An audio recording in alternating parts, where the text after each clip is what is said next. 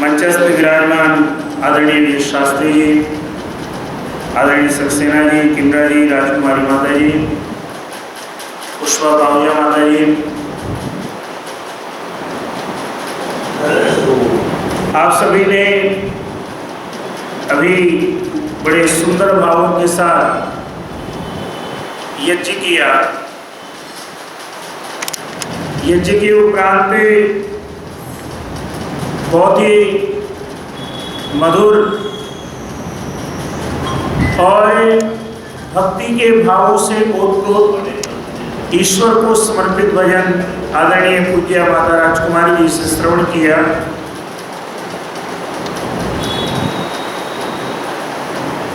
हम सभी श्रीमद् भगवद गीता की चर्चा कर रहे हैं। श्रीमद् भगवद गीता का स्वाध्याय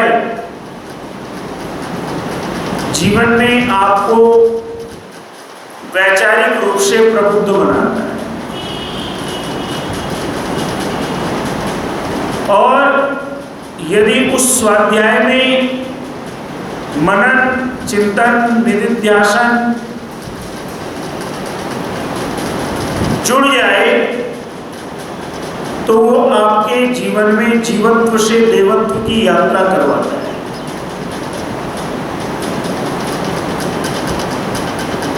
आज श्रीमद् भगवद गीता का मैं 10वें अध्याय का आपके समक्ष व्याख्यान कर रहा हूं। वहां पर बहुत सुंदर भाव है इस श्लोक का कि योग मां जवनादि च वेति लोके महेश्वरम असम्मूढ़ स मर्तेषु सर्व पापै प्रमुच्यते। जो मुझे अजन्मा, अनादि और सब लोगों का स्वामी समझता है वह इस संसार में अज्ञान से छूट ज्ञान संपन्न होकर सब पापों से मुक्त हो जाता है। जो लोग हमारे समाज में अनेक प्रकार की धारणाओं को फैलाते हैं जो नकारात्मकता से परिपूर्ण होती हैं, उनके लिए ये गीता का श्लोक बताता है कि वेद का संदेश भी एक है, गीता का संदेश भी एक है और उपनिषदों का संदेश भी एक है। कहीं कोई विरोधाभास नहीं है। जो लोग अपने अपने तर्क के द्वारा अपनी अपनी व्याख्याएं गुरुवरों का नाम ले लेकर के चिल्लाते हैं, उनके लिए व्याख्याएं अलग हो सकती हैं, लेकिन सामान्य मनीषी ऋषि मुनियों का आख्यान ये कहता है कि वेद सब सत्य विद्याओं का पुस्तक है और वेद से संबंधित जितनी भी धाराएं हैं वो सारी की सारी वास्तव में सत्य विद्याओं से ही परिपूर्ण है। उसमें कोई असत्य विद्या नहीं है। श्री कृष्ण जी क्या कहते हैं कि ईश्वर को क्या मानो आप? अजन्मा मानो, उसको अनादि मानो। अगर आपको ध्यान होगा तो आर्य समाज का दूसरा नियम भी क्या बोला जाता है? ईश्वर सच्चिदानंद स्वरूप, निराकार, सर्वशक्तिमान, न्यायकारी, दयालु, अजन्मा, अनादि, अनुपम, सर्वाधार, सर्वेश्वर, सर्वव्यापक, सर्वांतर्यामी, अजर, अमर, अभय, नित्य पवित्र और सृष्टि करता है। यहां पर भी क्या शब्द आया कि जो ईश्वर को अजन्मा मानता है, अनादि मानता है। गौर कीजिएगा, जब तक हमारा ज्ञान केवल शाब्दिक रहेगा, जब तक हमारा ज्ञान केवल ये भाव से रहेगा कि मुझे इस ज्ञान से दूसरों को पराजित करना है, ध्यान दीजिएगा, वो ज्ञान कभी मेरा आपका उद्धार नहीं कर सकता। ज्ञान तो आपको हमें दीप्त करता है, प्रकाशित करता है, लेकिन वो दीप्तता, वो प्रकाश करना वो तभी आता है जब हम उस ज्ञान ज्ञान के द्वारा स्वयं को आचरण से प्रकाशित करें। और इसलिए आप देखिएगा बहुत सुंदर चर्चा है कि जो ईश्वर है, यदि उसको किसी व्यक्ति ने समझ लिया, जान लिया, तो उसकी सब ज्ञान पूर्ण हो गया, उसकी सब यात्राएं परमपिता परमात्मा में जाकर के पूर्ण हो जाती हैं। और जो व्यक्ति उसके भावों को नहीं समझता, नहीं जानता, वो वास्तव में जीवन के भावों को सही अर्थों में स्वीकार न करके अपने जीवन को वृथा ही होता है। इसलिए आज का विषय बहुत सुंदर है, अगर आप थोड़ा सा श्रवण के साथ मनन करते जाएं। क्या है, कल मेरे को आवश्यक कार्य से राजस्थान जाना पड़ा, रात्रि में ट्रेन में था, तो वहां पर प्रभु कृपा से 8-10 लोग जो आसपास थे, वो सभी धार्मिक विचारों के लोग थे। तो ऐसी चर्चा होने लगी गीता पर, तो सभी लोगों का ये कहना था कि हम सभी की इच्छा है कि हम गीता पढ़ें। हम पढ़ते भी हैं, लेकिन हमें समझ नहीं आती कि गीता में लिखा क्या है। संयोगवश उस चर्चा में मैंने भी भाग लिया और टीटी को रात को 11 बजे आके कहना पड़ा कि वैसा समय बहुत हो गया, आप सब लोग सो जाइए। उनको मैंने कुछ नहीं, सिर्फ जो आपको बताता हूं, मैंने ये बताया कि वास्तव में गीता का प्रादुर्भाव क्यों हुआ, क्यों श्री कृष्ण जी को ये उपदेश देना पड़ा। ठीक इसी प्रकार से यहाँ इस घटना का उल्लेख मैंने केवल इसलिए किया कि जब आप और मैं नियमित स्वाध्याय करेंगे, नियमित ध्यान करेंगे, नियमित ब्रह्म यज्ञ करेंगे, नियमित देव यज्ञ करेंगे, तो ऐसा हो नहीं सकता कि हम ईश्वर के आदि कारण को समझ ना पाए, हम ईश्वर की सत्ता को समझ ना पाए। और ईश्वर को ना समझने में बड़े बड़े बवंडर हुए, बड़ी बड़ी भूलें आज भी हो रही हैं। यहां पर अगली चर्चा यही मिलती है कि ईश्वर के, चूंकि वो अजन्मा है, अनादि है, इस पूरी सृष्टि का निर्माण करने वाला कोई है तो वो परमपिता परमात्मा है। और वो ईश्वर ने हमें सब भावों से भी युक्त किया, सब भावों में वो है। कैसे, जरा थोड़ा आगे समझिएगा, बड़ी सरल भाषा है। ईश्वर से ज्ञान उत्पन्न हुआ, थोड़ा समझिएगा, ईश्वर से ज्ञान उत्पन्न हुआ, इसलिए उस ज्ञान से युक्त समाज में ब्राह्मण हुए। ईश्वर से निर्भयता हुई, इसलिए उस निर्भयता को धारण करने वाले क्षत्रिय हुए। ईश्वर से अहिंसा अर्थात पालन की भावना हुई, उस पालक भावना से वैश्य हुए। और ईश्वर से तप हुआ, और इस कष्ट का कार्य करने वाले ईश्वर के ही भाव में शूद्र हुए। अब जरा गौर कीजिएगा, यह कहने का भाव क्या है कि यदि आपके सामने कभी ईश्वर भी परीक्षा लेने आ जाए, कुछ भी रूप धारण करके, तो व्यक्ति को अपने उस भाव को नहीं छोड़ना चाहिए। क्या भाव है? मान लीजिए ब्राह्मण के नाते मैं अध्यापन का कार्य करता हूं, तो मेरे ईश्वर मेरे बालक हैं, मेरे छात्र और छात्राएं हैं। उनको जब मैं पढ़ाऊं तो उसी भाव से पढ़ाऊं कि सामने ईश्वर के ही रूप बैठे हुए हैं, मुझे इनको उसी रूप में पढ़ाना है। और दूसरी बात कहते हैं, क्षत्रिय जब युद्ध में जाए, देश की रक्षा करने जाए, तो दुश्मन में भी ईश्वर का रूप देखे। आप कहेंगे ये कौन सी नई परिभाषा ले आया? ये नहीं, मैं एक पुस्तक है किरातार्जुनीयम, संस्कृत की पुस्तक है, उसमें एक प्रसंग पूरा ये है केवल मैं आपको समझाने के लिए उदाहरण दे रहा हूं, सिद्धांत हो सकता है हमारे उसके विपरीत है। उसे प्रसंग आता है कि अर्जुन से लड़ने के लिए स्वयं शिव आते हैं रूप बदल के, लेकिन अर्जुन जो है उनको भी परास्त करता है अपनी युद्ध कला से, पीछे नहीं हटता कि क्या हो गया, कोई भी आ जाए, मुझे कोई डर थोड़ी पड़ा है, जो मेरा कार्य मुझे उस कार्य को करना है। तभी आप देखिएगा जिस भाव से अगर क्षत्रिय कार्य करेगा तो वो देश कभी पराजित नहीं होगा। और एक छोटा सा इसके साथ अंधविश्वास का भी उदाहरण देना चाहूंगा। आप सभी जानते हैं सन 712 ईस्वी में हमारे देश के अंदर एक राज्य था देवल, सिंध के अंदर, आज भी वो नगर है, अब क्या नाम बदल दिया उसका। देवल पर मोहम्मद बिन कासिम ने आक्रमण किया। उस राज्य में राजा दाहर का राज्य था।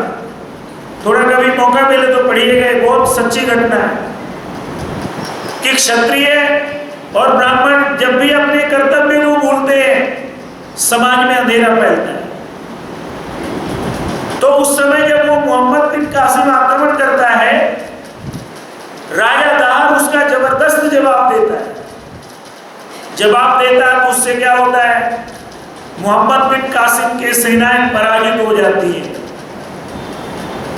तो उस समय उस राज्य का एक ब्राह्मण जो कि मंदिर में एक पुजारी था, वो जाता है मोहम्मद बिन कासिम के पास, जाके क्या कहता है कि कासिम, तुम अगर मुझे इनाम दो तो मैं तुम्हें इस राजा से जीत का मंत्र बताता हूं। देखिएगा उसने कहा क्या मंत्र है?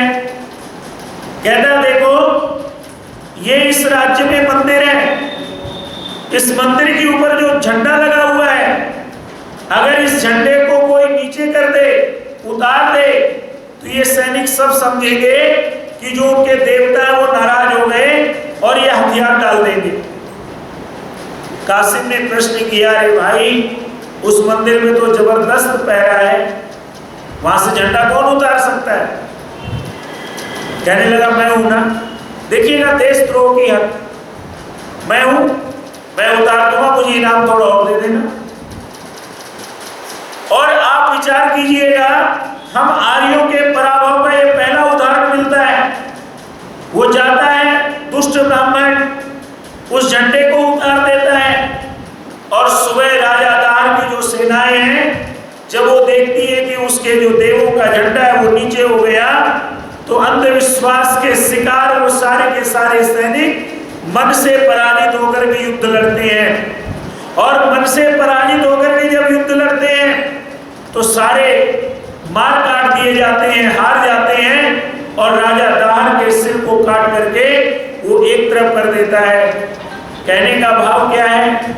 गीता यही सिखाती है कि सामने दुश्मन चाहे आपका ईश्वर भी आ जाए, सामने आपके मारने के लिए जब राष्ट्र रक्षा की बात आए, जब स्वयं के अस्तित्व को बचाने की बात आए, तो वहां पर कहते हैं कि आपको अपने सारे अंधविश्वासों को दूर करके एक सही विश्वास को जागृत करके कार्य करना पड़ेगा। और इसका उदाहरण कहाँ मिलता है? जापान के अंदर स्वामी विवेकानंद जी जाते हैं। जब वो जाते हैं, ट्रेन में यात्रा करते हैं, तो एक नौजवान से प्रश्न करते हैं, क्यों भाई तुम्हारे यहाँ पर किसका पूजन होता है? तो नौजवान कहता हमारे यहाँ तो महात्मा बुद्ध को भगवान मानते हैं। तो बोले अगर कभी विचार करो तुम्हारे देश के ऊपर महात्मा बुद्ध आक्रमण कर दे। वो नौजवान कहता है कि स्वामी जी हम उनको भी पराजित कर देंगे, हम उनसे भी नहीं डरेंगे, हमारे लिए देश पहले है, हमारे लिए राष्ट्र पहले है। वयम राष्ट्र जात्रियामय पुरोहिता, हम सभी राष्ट्र के अपने स्वयं के जीवन के एक जागरूक पुरोहित बनकर के कार्य करें। श्रीमद् भगवद गीता यही कहती है, कहती जिसने उस प्रभु को अजन्मा माना, जिसने उस प्रभु को अनादि माना, वो कभी भी किसी विश्वास में टूटेगा नहीं। गौर कीजिएगा, निजी जीवन की बात करो, निजी जीवन में आप अगर विचार करेंगे अंधविश्वास कब आता है? अंधविश्वास तब आता है जब जीवन में समस्याओं से घिरे होते हैं। एक विद्यार्थी फेल हो जाए, एक व्यापारी का बिजनेस कम हो जाए, एक बंदे की नौकरी में उन्नति ना हो, किसी और किसान की फसल ना हो, किसी और कार्य करने वाले का कार्य थोड़ा कम हो जाए, और उस समय व्यक्ति की स्वयं के विश्वास की परीक्षा होती है। और उस समय अगर व्यक्ति अपने अंदर के भावों को, आत्मविश्वास को जागृत रखता है तो वो किसी अंधविश्वास का शिकार नहीं होगा। नहीं तो अगर कोई विद्यार्थी फेल हो जाए, उसको बता दिया जाए हाँ भाई तू तो ऐसे ही फेल होगा, तेरा तो ये है, तेरा तो वो है, तू ऐसा कर ले, वो आ जाएगा। आप ऐसे किसी व्यापारी को देखिएगा, उसका अगर व्यापार में हानि हो गई तो उस समय आप उसको कोई भी मंत्र बताएंगे वो मान लेगा। लेकिन यहाँ पर श्रीमद् भगवत गीता एक संदेश देती है कि अगर आप एक ईश्वर पर दृढ़ विश्वास रखते हैं तो ध्यान दीजिएगा, वो दृढ़ विश्वास आपको अग्रणी बनाएगा, वो कभी आपको अंधविश्वासों की ओर नहीं ले जाएगा। इसलिए बहुत सुंदर चर्चा है कि वास्तव में यदि ईश्वर के सत्य, सनातन, सही स्वरूप को यदि हम हृदय में हर पल ध्यान करें कि वो ईश्वर हमेशा हमारी रक्षा करता है, तो हमें फिर किसी बात का डर नहीं होना चाहिए। और इसलिए यहाँ पर चर्चा है कि वास्तव में जब आप इस भाव से परमपिता परमात्मा का ध्यान करते हैं, चिंतन करते हैं, मनन करते हैं और विचार करते हैं तो आपका जीवन सुंदर बनता है। आपके जीवन में जीवत्व से देवत्व की यात्रा प्रारंभ होती है। और विचार कीजिएगा, हम सब मनुष्यों का क्या कार्य है?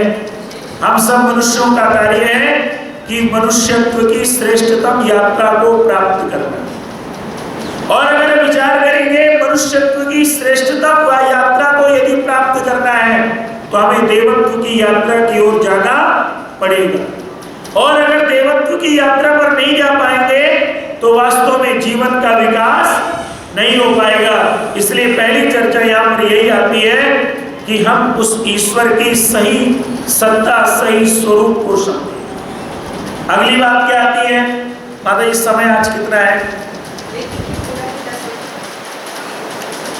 दूसरी चर्चा बहुत सुंदर है, मैं थोड़ी सी उसमें आज इस विषय से अलग हटके कुछ कहना चाहता हूं। आप देखेंगे पीछे 12 मई को क्या था, आप सब जानते हैं, संडे था। और एक इंग्लिश त्योहार मनाते हैं हम लोग, मदर्स डे, मातृ दिवस। मैं कुछ शब्द कह के बस आज के व्याख्यान को यहीं पूर्णता की ओर ले जाऊंगा। मैंने कुछ दिन पहले बहुत प्यारी सी स्टोरी पढ़ी। क्या था उसमें कि स्वर्ग के अंदर से एक बच्चा धरती पे जाने के लिए ईश्वर उसको कहते हैं कि भाई तेरे को मैं अब स्वर्ग से हटा के पृथ्वी लोक में भेज रहा हूं। उस बच्चे ने प्रश्न किया कि प्रभु वहां मैं किसी को जानता नहीं, किसी को पहचानता नहीं, मुझे पता नहीं वहां कौन कौन होते हैं, यहाँ तो आप मेरे पिता हैं। तो उन्होंने कहा नहीं, तेरी सब व्यवस्था हो जाएगी। बालक ने कहा ठीक है। उदास तो वो बहुत हुआ। तो उसने क्या हुआ कि उनको समझाते समझाते वो दिन आ गया जब उसको स्वर्ग से पृथ्वी लोक में आना था। तो उसने फिर पूछा प्रभु उस पृथ्वी लोक में मैं किससे बात करूंगा? तो प्रभु ने कहा कि देखो, इस पृथ्वी लोक पर रहने वाले लोग जब मुझे याद करते हैं तो अपने ध्यान में खो जाते हैं और अपने हृदय में मेरे को पाते और हाथ जोड़ लेते हैं। कहते तुम भी ऐसे कर लेना, मुझे हृदय में याद कर लेना, हाथ जोड़ लेना, मैं तुम्हारे पास मिल जाऊंगा। कहता है चलो बहुत अच्छी बात है। अब ये हुआ कि वो जाने लगा, उसको आवाजें आने लगी कि पृथ्वी लोक के करीब पहुंच रहा है। तो उसने फिर पूछा कि प्रभु अब तो बता दो कौन बंदा है, उसका नाम क्या है जिसके पास मैं जाऊंगा? तो माताओं सज्जनों, परमात्मा उस बालक के कान में कहते हैं सुन, पृथ्वी लोक में तू जाएगा, जो तेरी रक्षा करेगा उसका नाम माँ होगा। उस पृथ्वी लोक में जब तू जाएगा, तेरा पालन, तेरा पोषण, तेरी रक्षा, तेरी दीक्षा, तेरी शिक्षा अगर कोई तुझे सही से करेगा वो तेरी माँ होगी। कहता ठीक है। इतने में वो पृथ्वी लोक में आता है तो वास्तव में पाता है कि एक माँ है। जरा गौर कीजिएगा, एक माँ है, उसके दो हाथ हैं, उसके दो हाथों में एक में वरद है, दूसरे में अभय है। एक में वरदान है, दूसरे में अभय है। और वो पाता है कि वो जो माँ है उसकी दो आंखें हैं, एक में समता है, दूसरे में ममता है। वो समानता के साथ सबका पालन करती है और सबको ममत्व भी देती है। फिर वो पाता है कि कभी बीमार हो जाता है। गौर कीजिएगा, आप और हम पिता बैठे, जब बच्चा बीमार होता है, अस्वस्थ होता है, तो आप देखिएगा दवाई तो माँ ही पिलाती है ना। बच्चा तो छोटे में अनेक प्रकार के नाटक करता है कि उसको दवाई ना पीनी पड़े, कहीं रोएगा, कहीं भागेगा, कहीं मुंह बंद करेगा। तो अंत में माँ क्या बोलती है, जाओ आप, मैं पिला दूंगी, छोड़ो इसको। चाहे फिर माँ को चॉकलेट का लालच देना पड़े, चाहे टॉफी का लालच देना पड़े, या किसी अंकल आंटी को घुमाने की बात कहना पड़े, वो उसको दवाई अपने ढंग से पिला लेती है। और अंत में आप देखिएगा, मैं इसी प्रकरण में बहुत सुंदर चर्चा मिलती है। पीछे शंकराचार्य जी की जयंती थी। शंकराचार्य, मैं कहता हूँ, हिंदू धर्म के बहुत बड़े प्रचारक हुए, जिन्होंने वास्तव में स्वामी दयानंद जी से पूर्व वेदों के पुनरुद्धार का कार्य किया, जिन्होंने आर्य संस्कृति की रक्षा करी। नहीं तो चारों ओर बुद्धम शरणम गच्छामि, बुद्धम शरणम गच्छामि, संघम शरणम गच्छामि का नारा चल रहा था। उन महात्मा शंकर को, शंकराचार्य जैसे व्यक्ति को, जिन्होंने संन्यास लिया, लेकिन संन्यास माँ ने बोला कि देख, संन्यास लेगा तो तू मेरे से दूर हो जाएगा। तो उस समय शंकराचार्य ने माँ को वचन दिया था कि माँ, जब कभी आपको मेरी जरूरत होगी तो मैं सन्यासी होता हुआ भी आपके पास आऊंगा। कहते हैं कि उसके बाद उनकी माता जी का देहांत हुआ। माता जी का देहांत हुआ, शंकराचार्य को खबर लगी तो वो जाने लगे। तो धर्माचार्यों ने कहा कि एक सन्यासी का कर्तव्य नहीं है कि वो अपनी माँ का संस्कार करे। माता और सज्जनों, उस समय शंकराचार्य ने कहा कि माँ के कार्य के लिए, माँ के धर्म के लिए मैं इन सभी व्यर्थ की बातों को नहीं मानता। और आप इतिहास पढ़िएगा, वो जहाँ घर जाते हैं, जाकर के अपने घर के सामने ही माता का संस्कार करते हैं। और कालांतर में आप देख लीजिए, केरल की संस्कृति से यदि परिचित हो गए तो वहाँ परंपरा ही चल पड़ी कि अपने घर के सामने लोग माँ का संस्कार करने लगे। बात कहने का भाव क्या है कि माता निर्माता भवति। माँ पदाक्षा की स्टोरी आप जानते हैं, जो अपने बच्चे को कहती है, शुद्धोषि बुद्धोषि निरंजनोषि संसार माया परिवर्जितोषि। तू शुद्ध है, तू बुद्ध है, तू मुक्त है। उसके सारे बच्चे संत बन जाते हैं। राजा कहता है, एक बेटा तो ऐसा दे दे जो राजकाज संभाले। माँ कहती है कि आप चिंता ना करो, अगला बच्चा मेरा अच्छा योग्य राजा बनेगा। और वही कार्य वो करती है। इसलिए वेद में एक मंत्र आता है, उस मंत्र का भाव है कि जैसे प्रातःकाल सूर्योदय से पहले उषा का आगमन होता है। जरा ध्यान दीजिएगा, ये वेद मंत्र है। जैसे प्रातःकाल सूर्योदय से पहले उषा का आगमन होता है और उषा प्राणदायिनी है, जीवनदायिनी है, ठीक इसी प्रकार से संसार में आने पर कोई अगर हमारी उषा के समान रक्षा करता है तो वह हमारी माता होती है। इसलिए आप देखिएगा, माता निर्माता भवति। और जहां पर वर्णन आता है मातृदेव हो, पितृदेव हो, आचार्य देव हो, वहां सबसे पहले आता है मातृदेव हो, यानी माता के हम सेवा करें, उनकी आज्ञा पर चलें। मैं आपको बीती हुई इस मदर्स डे का, मातृ दिवस की भी शुभकामना देना चाहूंगा। और मैं अपने लिए, आप सबके लिए, जो माताओं ने हमें जन्म दिया उनको जरूर नमन करेंगे कि वास्तव में उन लोगों ने कितने कष्ट सह के हम लोगों का पालन किया, पोषण किया और हमें जीवन में अच्छे विचार दिए, अच्छे संस्कार दिए, ताकि यहाँ बैठ के आज हम जीवन के उन पहलुओं की विवेचना कर रहे हैं जिन पहलुओं के लिए लोगों को अवसर नहीं मिलता है। इन्हीं शब्दों के साथ मैं आप सभी का धन्यवाद करता हूँ। ओम शांति।